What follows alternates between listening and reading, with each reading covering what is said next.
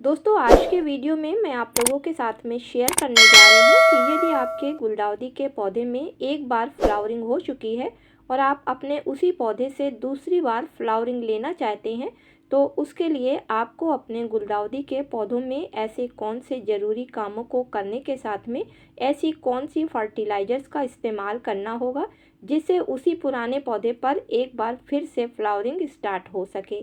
क्योंकि दोस्तों गुलदाउदी के पौधों पर सीजन में 2 बार फ्लावरिंग होती है। पहली फ्लावरिंग इसकी सितंबर से और जनवरी के बीच में होती है और दूसरा सीजन इसका स्टार्ट होता है जनवरी लास्ट से 15 अप्रैल के बीच में।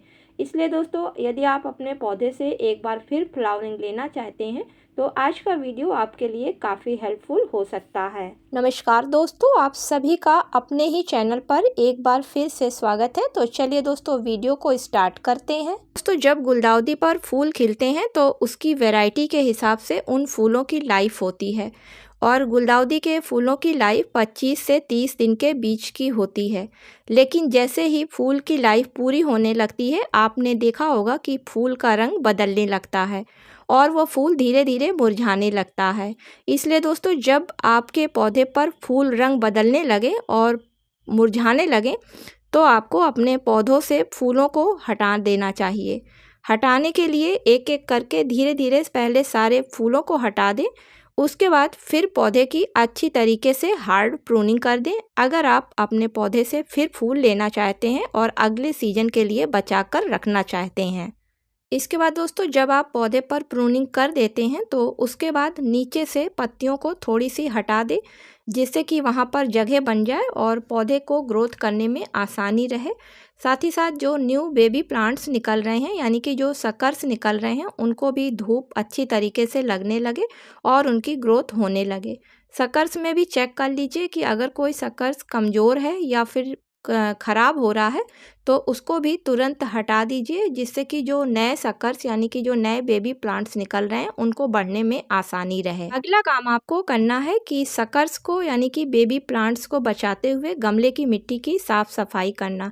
अगर किसी तरीके का कोई खरपतवार है तो उसको भी हटा देना है और धीरे धीरे करके मिट्टी की हल्की सी गुड़ाई कर देनी है जिससे कि जब आप पौधे को खाद और पानी दें तो पौधे की जड़ों तक वो आसानी से पहुंच सके। अब लास्ट में जो सबसे ज़रूरी काम है वो पौधे को खाद देना है। तो दोस्तों पौधे को ऐसी फर्टिलाइज़र देनी है जिससे कि जो नए इनके बेबी प्लांट्स निकल रहे हैं उनकी ग्रोथ तेज़ी से होने लगे और उस पर बर्ड्स बनने लगें।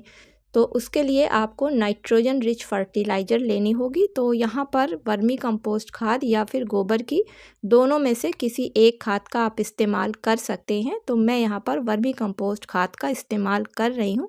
तो अगर आपका पौधा 10 इंच के गमले में लगा हुआ है तो उसके लिए आप 2 मुट्ठी वर्मी कंपोस्ट खाद को ले लें। अब इसमें 2 चम्मच आप नीम खली के पाउडर को मिला लें। तो नीम खली के पाउडर में नाइट्रोजन के साथ साथ एनपीके का रेशियो अच्छा होता है।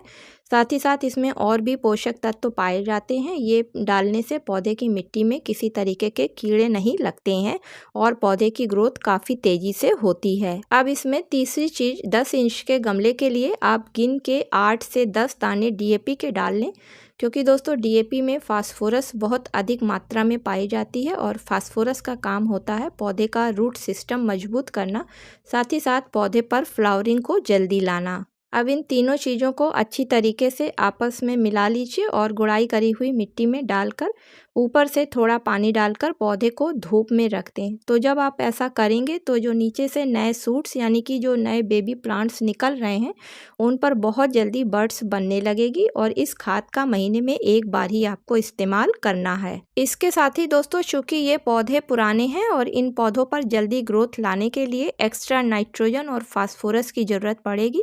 तो उसके लिए आप 1 लीटर साफ पानी ले लें और उसमें आधा चम्मच आप NPK 19-19-19 या फिर NPK 20-20-20 को घोल बनाकर पौधे पर हर 10 दिन के अंतर पर स्प्रे करें।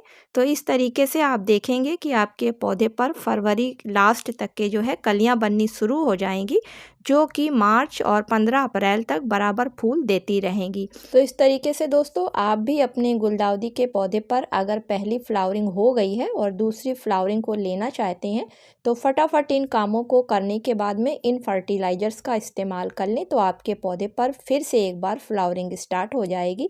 साथ ही साथ आपके पौधे भी काफ़ी मजबूत हो जाएंगे। उम्मीद करती हूँ कि आज का वीडियो आप लोगों को पसंद आया होगा। अगर दोस्तों पसंद आया हो तो इसे लाइक और शेयर करें। मिलती हूँ किसी अगले वीडियो में किसी नई जानकारी के साथ में। तब तक के लिए दोस्तों हैप्पी गार्डनिंग।